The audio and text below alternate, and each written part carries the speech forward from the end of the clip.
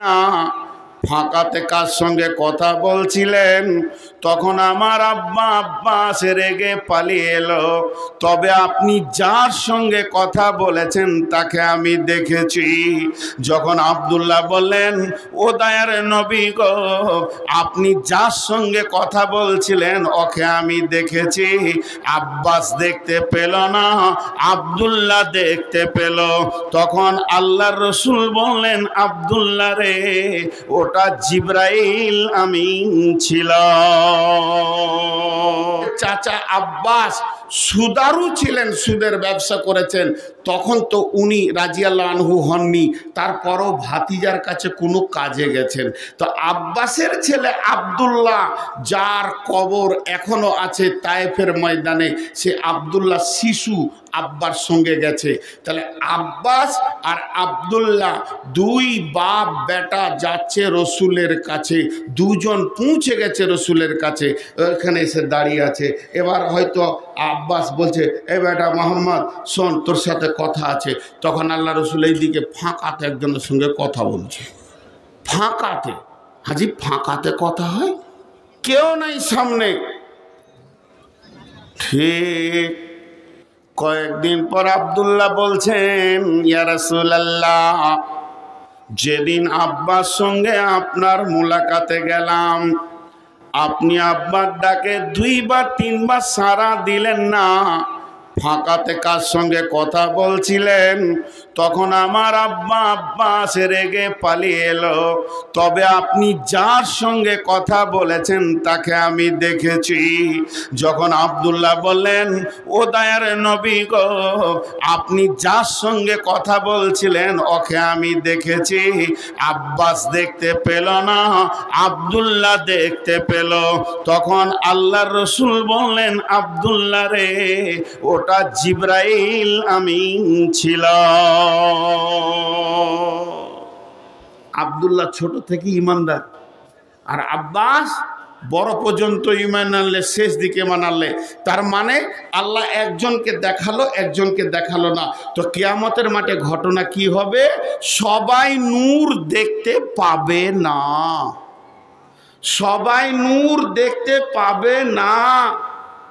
তাহলে আমার ওই নূরটা দরকার, আপনারও ওই নূরটা দরকার। কি আমল করব পৃথিবীতে? নবীজি বলেছেন, আসসালাতু নূরুন ওয়াল কালামুল্লাহ বুরহানুন। নামাজ হলো জ্যোতি। যে লোকটা পৃথিবীর বুকে নামাজ আদায় করেছে, সে দুনিয়াতে সে কবরে নূর পাবে, কিয়ামতে নূর পাবে, ফুলসেরাতেও নূর পাবে। আল্লাহ তাবারাক ওয়া তাআলা সূরা হাদিদের ভিতরে বলছেন, সেই লোকটা ফুলসেরাতেও নূর পাবে।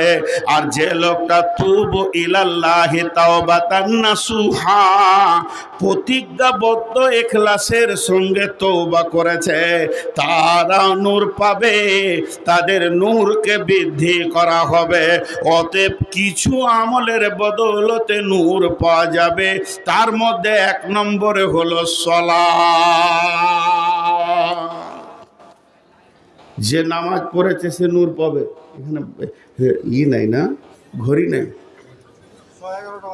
111। ঠিক আছে, তাহলে যে সলাৎ পড়েছে সে নূর পাবে। এই মাদ্রাসাতেই পড়েছি, মনে হচ্ছে যেন এখনো দৃশ্যটা ভাসছে। আল্লাহ জান্নাত নসিব করুক। মাওলানা খায়রুল আনাম সাহেব পড়াচ্ছিলেন, কিভাবে তিনার দাঁতের ঝিলিকটা আল্লাহর কসম এখন আমি চোখে দেখতে পেয়েছি। আমি তার ছাত্র। তিনি নূরের কথা বলছিলেন, বলতে বলতে বলছে, জানো হযরত আবু হুরায়রা উজু করছেন, আর উজু করতে করতে পানিটা এই পর্যন্ত টানার কথা আছে কোরআনে, ফাগসিলু উজুহাকুম ওয়া আইদিয়াকুম ইলাল মারাফিকি ওয়ামসাউ বিরুউসিকুম ওয়া আরজুলুকুম ইলাল কাবাইন। 4টা হলো উজুর ফরজ। তা আবু হুরায়রা এমনি করে পানিটা টানতে টানতে এই দিকে একটু বেশি করে লাগাইছে। নরমপন্থী মানুষ। আবু হুরায়রার মতো নরম সাহাবীদের মধ্যে খুব কমই ছিল। ও যত নরম, উমার অত গরম। ও আবার হিট মাল, ই যত নরম তত গরম। আমি একটা উদাহরণ দিই, দাঁত যত শক্ত, জীব তত নরম থাকে পাশে পাশে সারা জীবন। মহব্বত কত! তো ওদের ঠিক ওইভাবে জিন্দেগি কেটেছে। যেই এই পর্যন্ত পানিটা টেনেছে, তো আমাকে আমার ওস্তাদ দেখিয়েছিলেন, এইভাবে ধরেছে। হজে তোমার, তুই বেশি বুঝিস, পানিটা বেশি টানছিস কেন? এই পর্যন্ত কোরআনে আছে, তোর গর্দনটা ধরিয়ে আছে, ওই অবস্থায় রসুলের কাছে নিয়ে আছে।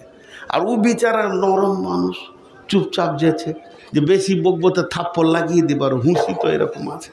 তো গিয়ে পৌঁছালো রসুলের কাছে। রসুল বলছে, এই ওর গর্দনটা ছাড়ো। বলছে, ভেজাল তাকে মারেন, ওর গর্দন ছাড়বো। ও এই পর্যন্ত পানিটা। আবু হুরায়রা, কি ব্যাপার? বলি, ইয়া রাসূলুল্লাহ, হযরত ওমর বলছেন, ইয়া রাসূলুল্লাহ, উজুর পানি কত দূর নিয়ে যেতে হবে? বলছে, এই কোনোই পর্যন্ত। ফাগসিলু উজুহাকুম ওয়া আইদিয়াকুম ইলাল মারাফিক, এই কোনায় পর্যন্ত।